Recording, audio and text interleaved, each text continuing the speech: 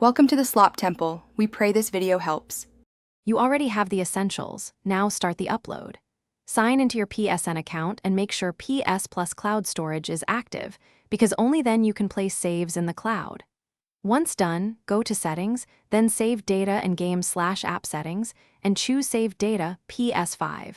From there, select Console Storage to view game saves. This gives you direct access to the first actionable controls. Follow the prompts to pick the first game save to upload now. You need to select what to upload and why the selection matters. Navigate into a game save data list, highlight a save, and choose Upload to Cloud Storage.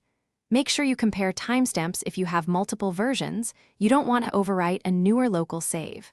Once you pick a save, opt for automatic sync if you want continuous backups or manual upload for control.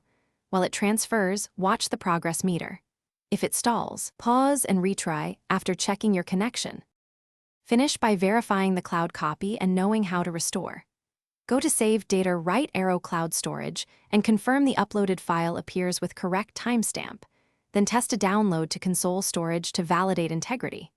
Once done, keep an eye on used cloud space and remove old saves you don't need.